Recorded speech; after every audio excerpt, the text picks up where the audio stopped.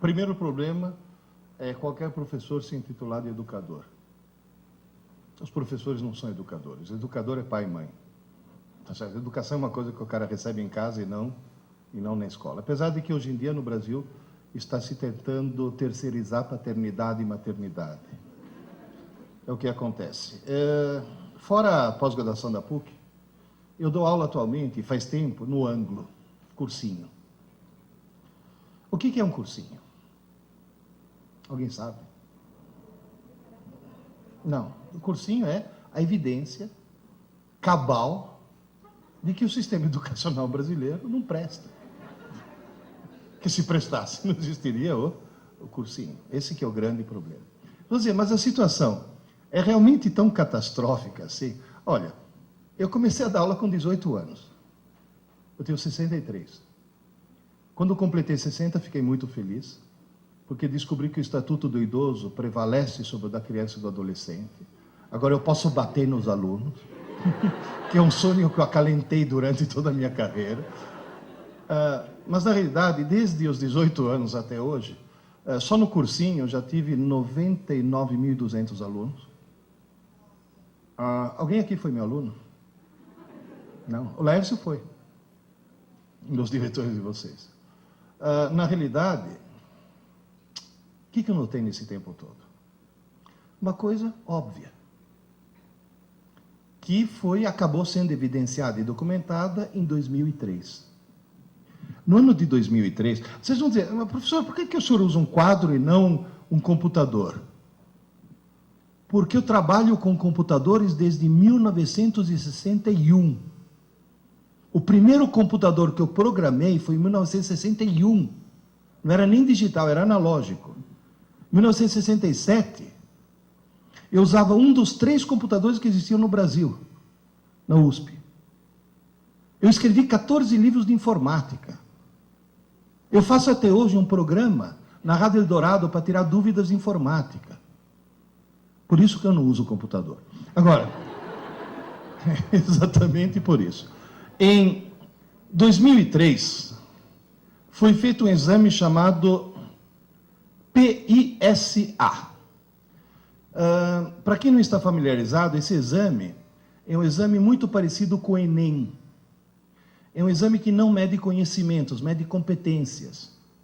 Mede se o aluno sabe interpretar um texto, se sabe entender um gráfico, se tem raciocínio lógico, se tem raciocínio matemático.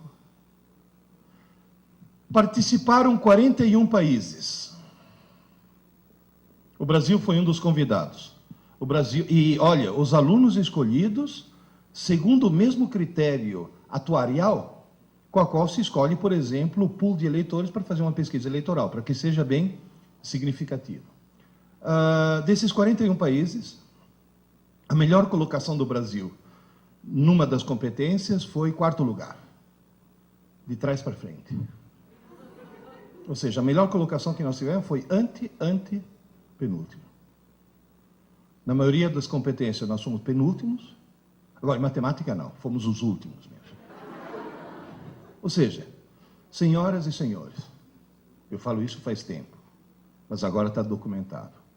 O Brasil é o pior, se não o pior, um dos piores sistemas educacionais do mundo. Do mundo. Se os filhos estão na escola, então, a escola está no Brasil? Tá, então é péssima. Não, qualquer escola. Não, mas o colega... Não, qualquer escola.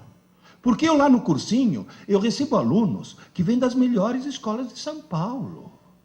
Lá no cursinho, eu recebo alunos que vêm de escola que quando o filho nasce, o pai corre antes na escola fazer reserva de matrícula, depois vai no cartório registrar o filho, para ter certeza que ele possa se matricular, o privilégio de estudar naquela escola. Aí o cara chega na minha mão. Não presta. Por quê? A escola tem maus professores? Não, são ótimos. A escola tem má vontade? Não, é excelente. A escola não é profissional? É profissionalíssima, seríssima. Então qual é o problema? O modelo está errado. O paradigma educacional brasileiro está completamente equivocado. Só para vocês terem uma ideia, se você fizer um teste de QI e tentar determinar o número de pessoas que tem você arrumou canetas mais grossas porque na televisão não aparecem as finas. Eu só queria ter certeza de uma coisa. Elas apagam? Tá bom. Deixa eu me reequipar aqui.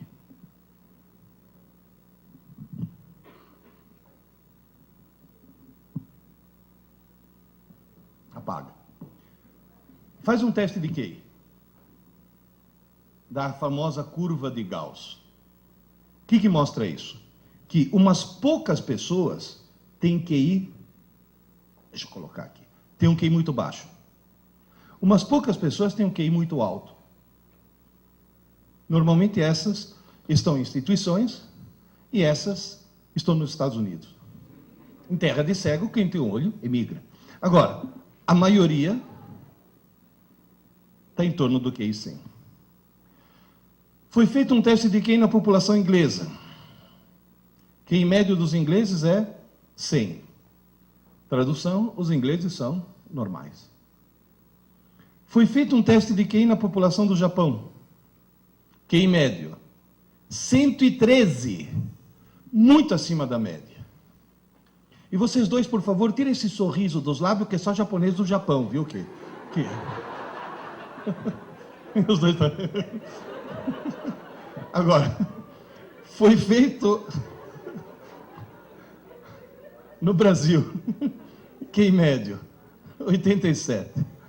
Tem gente que fala, é mania dos Niseis voltar para o Japão, que os 13 que faltam aqui são os 13 que sobram desse jeito. Na realidade, a situação está bem catastrófica.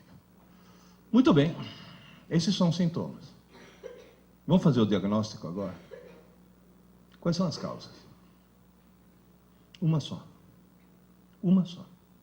No Brasil, se estabeleceu uma cultura distorcida.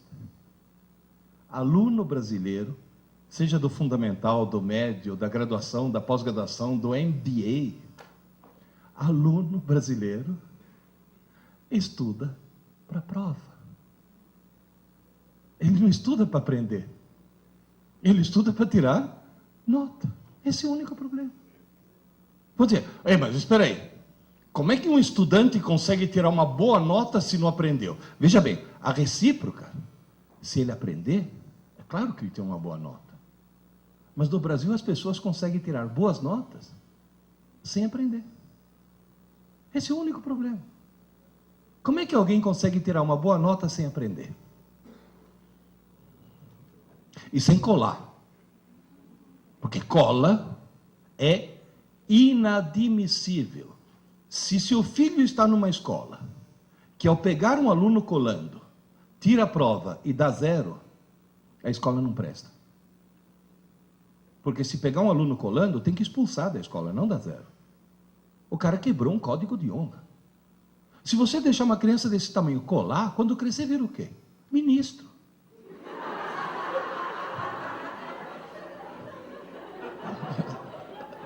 Tá certo? Como é que alguém que não cola e não aprendeu consegue tirar nota?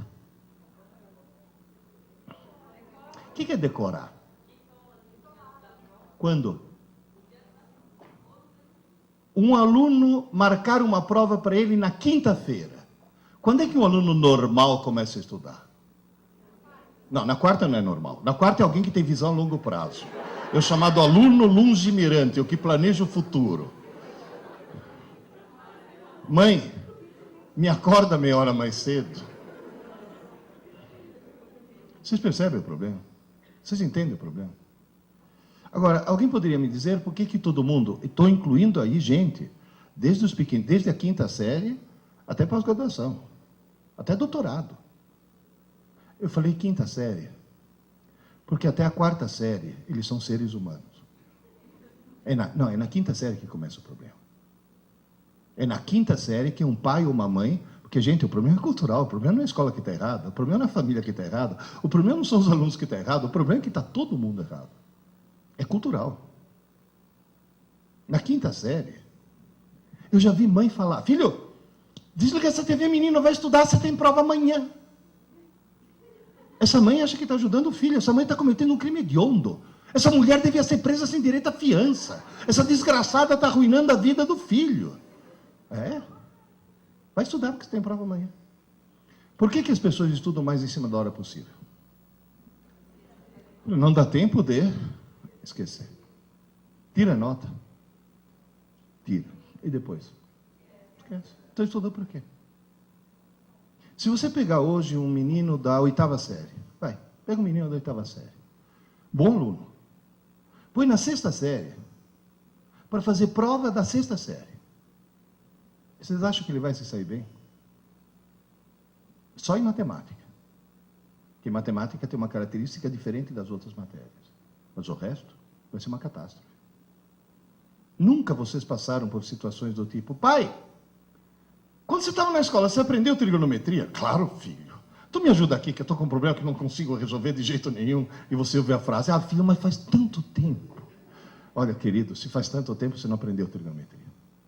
Você teve aula. Você teve prova. Você até tirou nota na prova de trigonometria. Você não aprendeu. Porque aprender não é para o dia seguinte. Aprender é aprender para sempre. Está bem claro isso? Entenderam qual é o drama? Então, primeira tarefa que eu passo para todos vocês: nunca mais deixe seus filhos estudar para a prova. Estou falando sério. E vocês mesmos, porque muitos de vocês ainda são estudantes, nunca mais estude para a prova. Imponha-se essa autodisciplina. Vocês estão notando que eu estou pedindo o quê? Quebra de paradigma. Porque na aula que eu dou de teoria geral dos sistemas, na pós-graduação, eu sempre falo: se você está perdendo o jogo, não mude os jogadores, mude as regras do jogo. Então nós temos que mudar as regras do jogo. Por que acontece no cérebro humano? Vocês me desculpem, mas como eu desenho mal, eu vou precisar de algumas linhas auxiliares. Façam de conta que isso daqui seja uma cabeça, vai. Vocês têm imaginação? Mais ou menos. Se você olhar... mais ou menos. Eu sei que parece o Schumacher, mas tudo bem. Se você olhar dentro de um cérebro, você vai notar, basicamente, eu não vou entrar em muitos detalhes, mas você vai notar, basicamente, 3 estruturas. Vamos ver se isso daqui escreve mais grosso. Número 1, número 2 e número 3. Número 1, cerebelo. Número 2, sistema límbico. Número 3, córtex. Em qualquer uma dessas estruturas, se você quiser... Obrigado. Tem um cara escondido aqui atrás. Se você quiser, em qualquer uma dessas estruturas, escrever alguma coisa, ao contrário do computador, onde o hardware é fixo, e você muda o software, se você quiser escrever alguma coisa no cérebro, você tem que mudar o hardware.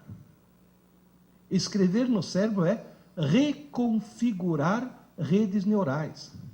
É desligar alguns neurônios, ligar outros, mudar a força de conexão de sinapses, é mudar o circuito. Aqui, escrever é muito difícil. Mas depois que você escreveu, você não apaga nunca mais. Você sabe andar de bicicleta? Sabe? Você já tirou as rodinhas? Já passou da fase? Faz pouco tempo. Para aprender a andar de bicicleta, você levou alguns tombos? Porque foi difícil, né? Agora, você fica 30 anos sem subir numa bicicleta. Você sobe, o que acontece? Você sai pedalando. Foi muito difícil escrever. Mas agora é impossível apagar.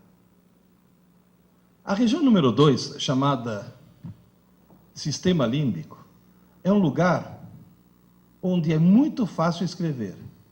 E é mais fácil ainda apagar. Você escreve, apaga. Escreve, apaga. Escreve, apaga. Seria equivalente num computador à memória RAM. É um rascunho. É uma memória extremamente pequena e extremamente provisória. Tão provisória que você é capaz de esquecer coisas que colocou lá 2 minutos antes. Já aconteceu com algum de vocês de estar sentado na sala, levantar, ir até a cozinha, parar no meio da cozinha e ficar feito um idiota se perguntando o que eu vim fazer aqui, meu Deus do céu? E uma coisa que você colocou 2 minutos antes. E o que você tem que fazer para lembrar? Voltar e ficar na mesma posição. Quer dizer, você fala, eu tenho sérios problemas mentais, né? Ou seja, tem mesmo. Ou seja, dentro de cada um de nós mora um idiota. Que é o primeiro que acorda de manhã cedo. Repara que de manhã cedo você faz um monte de bobagem. Quando o cara acorda, que você fala, tá sonado, não é que o idiota está no controle. Então você vê cara calçar 2 meias no mesmo pé. Eu já vi cara atender o telefone no controle remoto da TV. Bom, de manhã cedo eu já escovei os dentes com hipoglós. Tem alguns aqui que estão rindo porque já escovaram os dentes com creme de barbear, que vem bisnaga, né? Então, na realidade, você faz muita bobagem, por quê? Porque dentro de cada um de nós mora um idiota. Agora, qual é a boa notícia? No córtex, que seria essa região número 3, não é nem fácil nem difícil escrever, é esquisito. É muito esquisito. Por quê? Porque para escrever alguma coisa aqui no córtex, você tem que pegar algumas redes neurais, você tem que desconectar algumas coisas e criar outras. Você tem que mudar o circuito do cérebro. E você não consegue fazer isso enquanto o cérebro estiver funcionando. Seria como tentar trocar o pneu de um carro com o carro em movimento, ou tentar trocar as velas do motor com o motor funcionando. Mas tem uma vantagem. Isso daqui equivale a um HD. Ou seja, é uma memória enorme e permanente. Só para vocês terem uma ideia, já que o mundo é da informática, um córtex humano equivale aproximadamente a uma rede de 5.000 computadores. Em primeiro lugar, parabéns para o engenheiro, que colocar 5.000 computadores num 1,5 litro, isso sim que é nanotecnologia. Em segundo lugar, sabe o que quer dizer isso? Que todo mundo, no fundo, é um gênio. Alguns bem no fundo, mas todo mundo é um gênio. Se alguém estudar 10 horas por dia, 10 horas por dia, todos os dias da semana, todas as semanas do ano e todos os anos de sua vida, a pessoa consegue esgotar a capacidade de armazenamento e processamento de seu córtex em aproximadamente 4 séculos. Está certo que a expectativa de vida aumentou, mas eu estou falando em 4 séculos. No máximo, quanto que alguém vai viver? 1. Eu pretendo morrer aos 96 anos, baleado por um marido ciumento. É o meu projeto de vida. Agora, 4 séculos significa o quê? Que todos nós vamos morrer com pelo menos 3/4 da inteligência que ele nos deu ainda a ser desenvolvida. Agora, esse maravilhoso computador tem um defeito. Não tem manual de instruções. E as pessoas usam muito mal. Quer ver?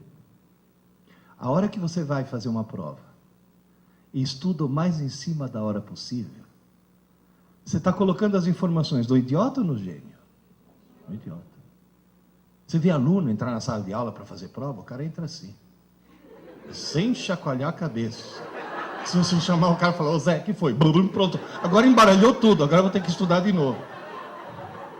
E o pior de tudo é que o desgraçado tira a nota e depois esquece tudo. Vamos dizer, senhor, qual é a chave? Como é que se conserta esse processo? É a coisa mais simples do mundo. A coisa mais simples do mundo. É levar em conta, fato número 1. Número 1. Ninguém escreve nada na parte nobre do cérebro enquanto o cérebro estiver funcionando. Enquanto o cérebro estiver em funcionamento, o idiota obtém informações do gênio, mas o gênio não obtém nenhuma informação nova. Portanto, todas as informações que entram na tua mente, na mente do teu filho, durante o dia, enquanto o cérebro estiver em funcionamento, todas elas entram no sistema límbico, na RAM, na memória provisória. Só que como essa memória é pequena, o que acaba acontecendo? Vai saturando, saturando, saturando. Quando chega no fim do dia, a reação do teu corpo qual que é? Sono. Sono não é corpo cansado, é cérebro saturado. É o cérebro falando, pelo amor de Deus, desliga o motor que precisa trocar as velas. Pelo amor de Deus, para o carro que precisa trocar o pneu. Aí você dorme. Se você colocar eletrodos no cérebro de alguém, você vai notar uma coisa mais ou menos assim. Dormiu. De repente, você fala, acordou. Não, está dormindo ainda. De repente, agora acordou. Não, paradoxalmente está dormindo. Tanto é que esse sono daqui é chamado sono profundo e esse é chamado sono paradoxal. Porque você tem o mesmo padrão de quando está acordado e, no entanto, está dormindo. Cuidado que dormir é ter muita atividade cerebral, viu? Agora, o que está acontecendo aqui? Parou o carro, trocou o pneu. Parou o motor, trocou as velas. Nessa fase é que você faz a reconfiguração das redes neurais. E essa fase é aquilo que vulgarmente você chama de sonho. À noite, você não dorme para descansar. Descansar, vocês estão descansando agora, estão sentados. À noite, você dorme para sonhar. É fundamental. E você sonha para resetar o cérebro. Porque enquanto você está sonhando, é o momento no qual você está desentupindo a tua RAM. Quem já passou uma noite em claro sabe muito bem que no dia seguinte acorda meio abobado. 2 ou 3 noites em claro produzem o quê? Alucinações. O que é alucinação? É sonhar de olhos abertos. Tamanha necessidade do cérebro de sonhar. O pessoal de direitos humanos que está criticando os americanos lá em Guantánamo foram visitar, os presos estão intactos. Ninguém tocou neles e eles sofreram o pior tipo de tortura que alguém pode ter. Privação do sono. Mas o que faz falta no sono não é o sono em si, é o sonho. Você sabe que falta de sonho pode enlouquecer. Pode provocar danos permanentes. E durante esse processo, o que acontece? Você vai dizer, e o conteúdo do que estava aqui? Uma parte vai para o lixo. E não é como no Windows, que antes pergunta, você tem certeza? É direto. E o ponto-chave é esse. Se durante o dia foram abertas algumas portas, cuidado, não foi escrito nada, mas foram abertas as portas. Alguma coisa vem aqui, e isso você não esquece nunca mais. Repito, nunca mais. Agora, isso você pode dizer, isso eu aprendi. Porque daqui a 20 anos está lá ainda. Isso daqui, nunca mais. Até aqui está claro? Professor, o que o senhor aprendeu com os seus quase 100 mil alunos? 2 coisas. Primeiro, que um idiota, no meio de idiotas, pensa que é normal. Portanto, no Brasil, a coisa mais perigosa que existe é falar, mas todo mundo é assim. Cuidado. Eu gostaria muito que para seus filhos sobreviver nesse século que vem aí, que vocês conseguissem transformar seus filhos em exceção e não em regra. Segunda coisa que eu aprendi. Na cabeça de um aluno normal, toda noite, toda noite, toda noite, o que vai para o lixo? As aulas. E o que vai para a memória permanente? As abobrinhas. Se seu filho tem uma aula de geografia fantástica, e no meio da aula o professor de geografia contar uma piada, Depois de 3 meses, o que ele lembra da aula? Da piada. Isso não é um defeito. Isso é uma consequência, sabe do quê? Do fato de que quem decide o que vai para o lixo e o que vai para a memória permanente não é uma rotina racional, é uma rotina emocional. Moral da história. Vocês já notaram que tem matérias que as crianças aprendem e matérias que eles não aprendem? E você vai olhar as que eles aprendem, o professor é simpático, e aquelas não aprendem, o professor é antipático. Então não é a matéria em si, é a carga emocional que é colocada em cima disso. O professor tem que ser simpático. Não tem aquele papo do professor, não, porque eu ensino, mas comigo nem mais. Não, o senhor não é professor. Eu sempre falo, existem, se vocês me perdoarem a brincadeira, existem 2 maneiras de fazer um burro andar com uma cenoura. O ideal é pôr a cenoura na frente. É a única maneira que funciona. Agora, na realidade, como é que eu faço para que, em vez das aulas irem para o lixo, as aulas vão para a memória permanente? Eu não descobri nada. Quem descobriu isso sem querer, repito, sem querer, foram 4 engenheiros. Há 60 anos atrás, 4 engenheiros resolveram fundar um cursinho. 4 engenheiros. Não tinha nenhuma pedagoga no processo. Ao montar o cursinho, se defrontaram de cara com um problema. A primeira aula é em março, o vestibular é em dezembro. Se aquela aula que foi dada em março for parar no lixo, não é em dezembro que o cara vai recuperar. Agora, qual é a principal característica de um engenheiro? Tem algum engenheiro presente aqui? Você é engenheiro. O engenheiro é alguém que recebe um treinamento para quê? Para resolver problemas. Todo problema de engenharia é um problema. Agora, o que o engenheiro faz para resolver o problema? Determina quais são os parâmetros do problema. Como é que o engenheiro conta história para o filhinho dormir? Sejam 3 porquinhos, P1, P2 e P3, e um lobo mau, L índice M. Ou seja, ele determina antes os parâmetros. Esses caras diagnosticaram o problema. Falou, e agora, como é que eu faço? Se toda noite o que foi dado durante o dia é desmanchado durante a noite. E cuidado, hein? Gente, estou falando em ritmo circadiano. Isso é um processo que acontece toda noite. E à noite, o teu cérebro e o teu corpo é vampiro, vira uma outra coisa. E funciona. Deixa eu ver a quantidade de cabelos brancos que tem por aqui. Tem alguém aqui que toma Lipitor? É um remédio contra o colesterol alto. Sabe qual é a primeira recomendação dessas estatinas todas? Tome à noite. Porque se você tomar de manhã, não serve para nada. É só o metabolismo noturno que faz com que aquilo tenha algum efeito. O que esses engenheiros descobriram? Um slogan de 4 palavras. 4. Eu tomei a liberdade, depois de entender o porquê, de acrescentar a 5ª. Aula dada é aula estudada hoje. Aula dada, aula estudada hoje. Tão simples. Estudar pouco, mas todo dia. Pouco. Pouco. Porque esse pouco o que é? A matéria de uma manhã. Mas todo dia. Aula dada, aula estudada hoje.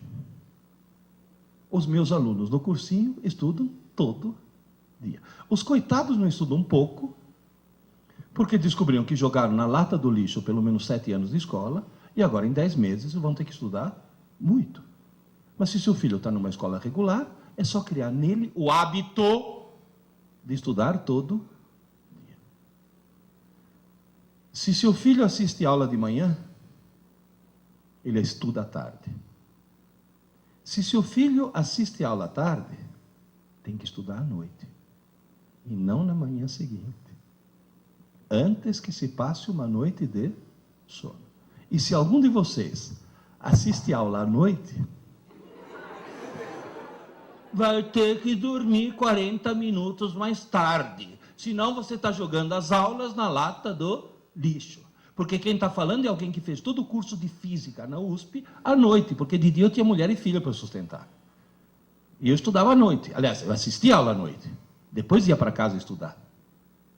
Falei, onde vou arrumar 40 minutos? Desligue a TV. Quebre a TV. A hora que você quebra a TV, teu dia passa a ter 30 horas. É o maior ladrão de tempo que existe. Não, mas mesmo assim, leva o livro para o banheiro. Mas você vai ter que dormir mais tarde. Agora, cuidado, hein? Antes que se passe uma noite de sono, ou antes que se passe um longo período de sono. Porque se seu filho assiste a aula de manhã, almoça e dorme 15 minutos, esses 15 minutos são renovadores. Agora, tem jovens aí que chegam em casa, almoça, dorme que nem um porco a tarde inteira, acorda todo embaçado, que parece que tem algodão no cérebro. As aulas já foram parar no lixo. E o pior de tudo é que não acorda porque está na hora. Acorda, porque senão vai perder rebelde, malhação. Ou seja, além de querer virar um idiota, quer virar mau caráter. Cuidado, hein? Cuidado, cuidado. Porque eles veem aqueles adolescentes, acham que são estudantes, não percebem que são atores. Aí eles pegam esse modelo como modelo de escola. Vocês não sabem o que professor de colégio sofre. Nós, no cursinho, nós estamos no paraíso. Eu dou aula para salas de 200 alunos. Hoje de manhã, antes de vir para cá, eu já dei aula para 600 alunos. Dei 3 aulas com 200 alunos cada uma. 200 anjos. Agora, no colégio, na escola, tomando rebeldes como modelo, é horrível. Há alguns anos eu cometi a besteira de dar aula no colégio. Um colega meu, que foi nomeado diretor de uma escola, falou, Pierre, o ano que vem, escola nova, você vai dar aula. Eu falei, não tenho tempo. Não, mas o colégio... Não tenho tempo, pô. Pô, Pierre, um ano só, para dar o pontapé inicial. Eu falei, não tenho tempo. Uma manhã por semana? Eu falei, não tenho tempo. Pô, eu já tinha falado com o diretor da escola, com o dono. A gente reservou para você uma manhã por semana, $3.000 por mês. Eu falei, quarta-feira. Como me arrependo. No meio de uma aula, ter que parar uma aula e falar, vocês duas aí, dá para parar, por favor? Sabe o que eu escutei? Ai, professor, a gente estava só conversando. Falei, como só conversando, sua deficiente mental? Sua imbecil crônica, sua cretina patenteada. Quem falou que durante uma aula você pode conversar? Ai, professor, o senhor está estressado. Eu dando uma aula, todo mundo prestando atenção, quando eu viro, está uma menina assim. Falei, filha, se liga, vai, presta atenção. Ai, professor, hoje não dá, estou na fossa. Falei, você está o quê? Ai, professor, estou na fossa, meu namorado me largou. Falei, fez bem. Fez bem porque se teu namorado não tivesse te largado, você correu o risco de casar com ele, ter filhos e propagar o gene da estupidez gerações afora. Alguém que assiste ela assim não pode se reproduzir. Você vai poluir o pool genético da humanidade. Não sabe o que é isso? Rebelde, malhação. Há alguns anos atrás, acho que uns 3 anos atrás, o coordenador do Angus chegou para mim e falou, Pierre, você se importaria se a Rede Globo interrompesse tua aula 8 minutos? Que a Rede Globo é assim, 8 minutos. Eu falei, não, tudo bem. Porque era 15 de outubro, que é o dia do professor, eles queriam homenagear um professor. Então entraram na minha sala. No meio da aula, luzes, câmera, ação. Entra toda a parafernália da Globo, a Ana Maria Braga, e no monitor veio o Louro José. Inteligentíssimo, o Louro José. Aí a Ana Maria ficou lá, fez pergunta, conversou comigo, conversou com os alunos, ficou 8 minutos, 10 minutos, 15 minutos, meia hora. Derrubou a entrevista no estúdio, derrubou tudo, só ficou lá. Porque o ponto estava dizendo, fica aí que o Ibope está subindo, fica aí que a audiência está subindo, porque sabe que a televisão é movida a audiência. Por quê? Porque dezenas de milhares de mães estavam vendo 150 alunos se comportando como seres humanos. Tanto é que uma hora que o Louro José estava falando com não sei quem no estúdio, em off, a Ana Maria virou para mim e falou: Pierluigi, quantos alunos tem nessa sala? Eu falei: 150, é pequena. Ela olhou para mim e falou: nossa, mas tão educados. Eu falei: Ana Maria, aqui é a escola de verdade. Aqui não é malhação. Naquela época tinha malhação. Eu falei: aqui não é a escola da novela. Tinha uma novela na época, Mulheres no Cio, uma coisa assim, que eles passavam mais tempo sentando. Como que era? Mulheres Apaixonadas. Tinha mais tempo em volta de uma piscina do que... Não, e depois eles passavam no vestibular depois. Passavam o dia inteiro na piscina e depois passavam no vestibular. Falei: a escola de verdade. Agora, eles usam isso como modelo. Isso é perigosíssimo. Tomem cuidado com o que seu filho assiste. Viu? Tomem muito cuidado com isso. Agora, na realidade, criar o hábito de estudar todo dia. Tanto você deve criar esse hábito, quanto criar esse hábito nos seus filhos. Se você pegar uma criança de 4 anos, você tem que chegar para ele e falar: filho, você já escovou os dentes? Agora, pega uma marmanja de 17 anos, não só você não precisa cutucar, como se faltar água em casa, ela vai na geladeira, pega a água mineral na geladeira e escova os dentes com água mineral, porque aquilo que era uma obrigação virou uma necessidade. Por quê? Porque criou um hábito. Se alguém tiver filho nenê, que dorme no colo ainda, faz dormir nesse ritmo e dá tempo de falar: aula dada, aula estudada, aula dada, aula estudada. Quanto menor, melhor. Criar o hábito de estudar todo dia. Segunda coisa, extremamente importante, que é papel dos pais também, entre outras coisas, é arrancar um pouco o seu filho do mundo virtual. Ontem, quando foi? Segunda-feira, segunda-feira, quando deu 8 horas, os alunos saíram no pátio, voltaram para a sala de aula, e na aula que eu ia dar, às 8 horas, um monte me olhou espantado e falou: professor, a lua. Falei: o que tem a lua? A lua. Falei: e o que tem a lua? Falei: dá para ver a lua. Falei: sim, claro, é quarto minguante. Falei: mas de dia? Falei: como de dia? Você nunca viu a lua de dia? Não. O cara nunca, te juro, o cara chegou e falou: mas a lua não aparece só à noite. Sabe o que é isso? Eles passam horas na frente da TV, horas na frente do game, horas na frente do computador, com esse maldito MSN. Eles perderam contato com o mundo real. Eles não sabem mais o que é o mundo real. TV imbeciliza. Você está grávida? Você sentiu enjoo nas primeiras semanas de gravidez? Você sabia que na década de 50 foi inventado um remédio maravilhoso que a mulher tomava e não sentia enjoo? Chamava talidomida.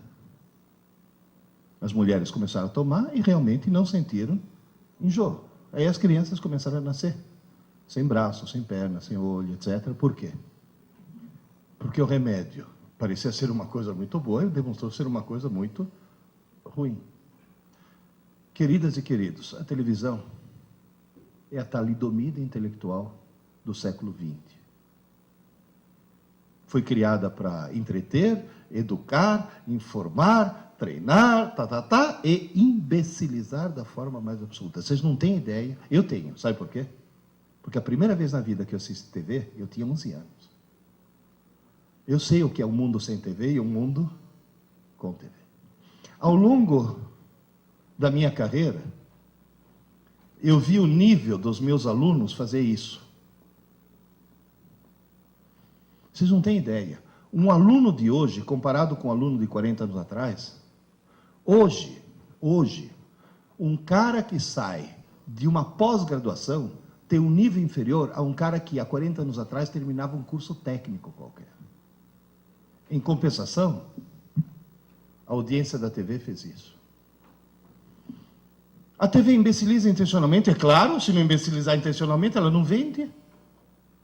Ninguém que tenha mantido um mínimo de equilíbrio mental, um mínimo de sanidade, jamais compraria um cinturão elétrico que dá choques absolutamente inúteis e inofensivos e acha que isso vai acabar com a barriga.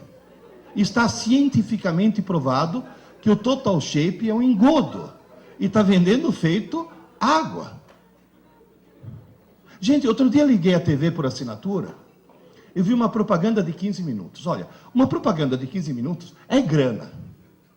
Quer dizer que os caras estão vendendo o produto. O que eles estão vendendo? Um sofá de plástico preto inflável. Agora eu pergunto, em nome de Deus, por que alguém, algum dia, vai querer um sofá de plástico preto inflável? De plástico. Quer dizer, se você sentar sem camisa e levantar, ele vem junto. Que gruda. Tem cara que fala, não, mas tem uma utilidade. Ah, eu vi na propaganda que se você está belo e sossegado no teu sofá e vem 2 caminhões assassinos tentar te espremer, a propaganda mostra que o sofá aguenta 2 caminhões. Que cá entre nós, é uma coisa que pode acontecer com qualquer um. Você está belo e sossegado, vem os 2 caminhões assassinos, mas você está salvo. Por quê? Porque tem o sofá de plástico preto inflável. Olha o surrealismo da coisa. Dá para tomar consciência? Outro dia não, já faz alguns anos, me deu uma crise de azia. No meio da noite, levantei, tomei um antiácido, fui assistir TV na sala para ver se dava sono de novo, de madrugada, caí num filme surrealista. Sabe aqueles filmes semi-pornô? Não sei se já viram o que é. O enredo é mais ou menos assim, está chovendo, tira o sutiã. Quer dizer, não tem, uma coisa não tem nada a ver com a outra.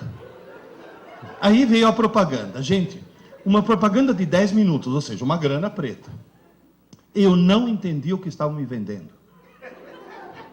Eu vi na minha frente uma senhora loira de meia idade, fantasiada de toureiro, com uma roupa de lamê dourado, toda cheia de lantejoula, parecia uma drag queen. Essa senhora falando em espanhol, eu falo espanhol, eu não entendi o que ela estava me vendendo. Aí lá pelas tantas, ela senta num trono, no meio de 2 tochas acesas, e encerra a propaganda olhando para mim e falou, ligue já, ligue já. Eu já falo, mas ligue já? Por quê? O que essa senhora quer, meu Deus do céu? Aí eu fui investigar, fiquei curioso, né? E descobri que não é uma senhora, é um híbrido. Se você pegar Hebe Camargo e Calbi Peixoto e fizer a síntese, você obtém um tal de Walter Mercado, não sei se já ouviram falar, que é surrealista aquilo. Agora, o que é de estranhar não é ter uma coisa estranha na TV. Que coisa estranha tem na TV do mundo inteiro. Nos Estados Unidos, quanto mais estranho e mais pervertido, maior é ibope. Lembra aquela charada? O que é o que é? Anda para trás, muda de cor e come criança. Michael Jackson. Ou seja, na realidade, quanto mais esquisito for, para a televisão é melhor. Agora, sabe o que é de estranhar? Esse tal de Walter Mercado, que já esteve no Brasil, depois foi para Colômbia, Venezuela, Argentina, agora está na Espanha. Ele fatura uma média de 240 milhões de dólares por ano. O que preocupa é que quando me fala liga já, as pessoas... Ué, o ano passado, a Rede Globo não conseguiu fazer com que 32 milhões de trouxas, pagando, ligassem para o paredão do Big Brother. Então me diz, a televisão imbeciliza ou não? Tem uma coisa que imbeciliza mais, game. Game. Vocês já entraram numa lan house? Você já viu o que eles jogam? É assassinato. É assassinato o tempo todo. De repente não, em vez de estar assassinando alguém, está de carrinho, você fala, bom, esse pelo menos está aprendendo a dirigir, que nada, está atropelando velhinhas. Tum, tum. E se a velhinha tiver carrinho de nenê, tem um bônus. Ou seja, na realidade é a violência eletrônica. Professor, tem alguma coisa que imbeciliza mais o jovem, além da TV e do videogame? Tem. Computador mal usado. O famoso MSN. Eu sempre achei que MSN fosse, em primeiro lugar, perda de tempo. O cara está fazendo uma pesquisa, que é uma coisa ótima se fazer na TV. Ah, cuidado, hein, com uma coisa. Na TV não, no computador. Cuidado com uma coisa. Nunca deixe seu filho entregar um trabalho na escola impresso, hein? Sempre manuscrito. Porque eles entregam na base de Ctrl-V, Ctrl-C, né? Copia, cola, enfim. Ele está fazendo uma pesquisa, de repente MSN, blim, blim. Você sabe quem ficou com quem na balada de sexta-noite? Aí pronto, perdeu. Segundo problema, ortografia. Eles não sabem mais escrever. Em vez de escrever você também não, o cara escreve você tudo não. Não, e ele escreve você tudo não na redação da escola. Esse que é o problema. Mas aí tem um problema mais grave, muito mais grave.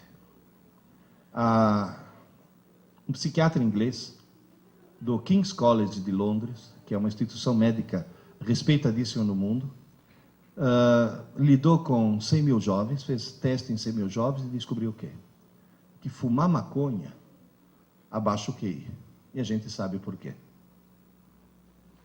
A maconha queima sinapses, portanto ela queima a possibilidade de criar novos circuitos.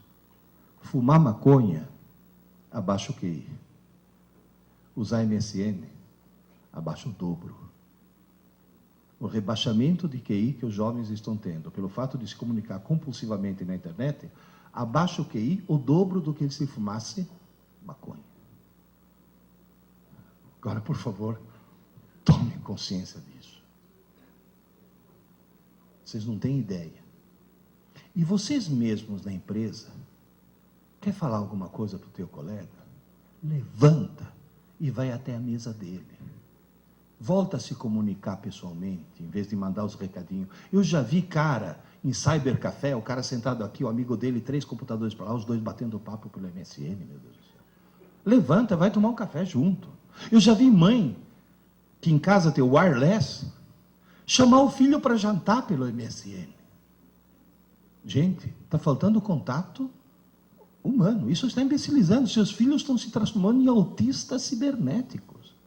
É um problema seríssimo. Então, cuidado, fiscalizem isso. Há mais ou menos uns 4 anos atrás, eu fui fazer uma palestra em Barra do Piraí. Uma das mães falou: professor, me empresta o microfone. Ela pegou, virou para as outras mães, falou: como todas vocês sabem, meu marido é uma besta. Ih, meu Deus do céu, não sabe quando você acha que... Bom, agora começa lavagem... Não, descobri depois que é uma forma carinhosa com a qual as mulheres tratam os maridos lá em Barra do Piraí. É uma lógica diferente. Mulher e homem, não é que um tem uma lógica melhor que o outro. A lógica são 2 sistemas operacionais distintos. É Linux e Windows. Alguém que chega para você e fala: se você não sabe porque estou brava com você, não sou eu que vou dizer. É outra lógica. Não, espera, você está rindo? Os homens ficam perplexos. As mulheres falam: não, é claro, ele tem que ser sensível. Quer dizer, é um outro processo mental. Mulher é alguém capaz de ficar 20 anos tentando te mudar. Quando consegue, fala: você não é mais o mesmo. Pô, o que você quer, meu Deus? É uma outra lógica, é outro processo mental. Aí ela chegou e falou: como você sabe, meu marido é uma besta que comprou uma casa nova numa pirambeira que não pega TV. Aí ele está construindo uma torre de treliça para colocar a antena em cima. E por mais que ele esteja subindo, continua não pegando. Falou: daqui a pouco vai chegar o anjo exterminador, porque vai achar que é Babel 2, a missão, quer dizer... Falou: faz 4 meses que nós estamos sem TV em casa. Ele falou: o rendimento dos meus filhos na escola melhorou horrores. Meu marido me redescobriu. Eu redescobri meus filhos. E na hora do jantar, nós voltamos a ser uma família. Eu vou dinamitar a torre. Então perceba o quê? Que quando tirou o monstro, é que percebeu quanto o monstro fazia. Não estou dizendo quebre a TV, mas pelo amor de Deus, reduza. Porque você tem TV na sala, tem TV na tábua de passar roupa, tem TV na cozinha, tem TV no banheiro, tem TV na área, ligadas algumas 24 horas por dia. Porque quando a Rede Globo não transmitia overnight, aquele tsh de madrugada tinha 10 pontos de audiência. O que mostra que a TV estava ligada 24 horas por dia. Então, por favor, cuidado. Professor, tem mais algum dever de casa para fazer com meu filho? Só mais 2. Bom, um qualquer que eu passei para vocês. Criar o hábito de estudar todo dia. Todo dia menos um dia, a véspera da prova. Que é exatamente o modelo oposto ao modelo atual. A outra tarefa, tente reduzir o mundo virtual dele. A outra tarefa que eu vou passar agora, tenham coragem de remar contra a correnteza. Porque a correnteza está arrastando todo mundo para um lado. E ele só vai se safar se for para o outro. Ai, mãe, você sem noção, todas as mães das minhas amigas deixam. Então você tem a coragem de dizer, sim, mas elas são as mães das tuas amigas. Eu que sou tua mãe, eu imponho isso. Tenham coragem disso. E por favor, lembre-se de uma coisa. Se você remar contra a correnteza, e a escola remar contra a correnteza, ele vai se safar. Agora, se só um dos dois remar, ou pior ainda, a escola rema para um lado, ou você rema para o outro, esquece. Não tem salvação. E remar para o mesmo lado significa o quê? Torne-se cúmplice da escola do seu filho. Não parceiro, cúmplice. Nós podemos ir até que horas, para não segurá-los muito? 1h10. Tem mais uma tarefa para passar. Última tarefa. O grande problema da TV qual foi? Entre outras coisas. É muito mais fácil ligar a TV do que abrir um livro. Moral da história. A falta de leitura transformou toda uma geração em analfabetos funcionais. Hoje, meus alunos no cursinho sabem transformar letras em sons, mas não em ideias. Eles são analfabetos funcionais. A coisa está terrível. Isso é falta de leitura. E só lê muito quem lê por prazer. Então, o que vocês têm que fazer é criar nos seus filhos o prazer de ler. Mas como? Falei, fácil. Fácil não, difícil. Eu já passei por isso. Meu filho de 15 anos chegou para mim. Pai, estou preocupado, com lágrimas nos olhos. Falei, o que foi, filho? Eu descobri que não é que eu não gosto de ler. Eu odeio ler.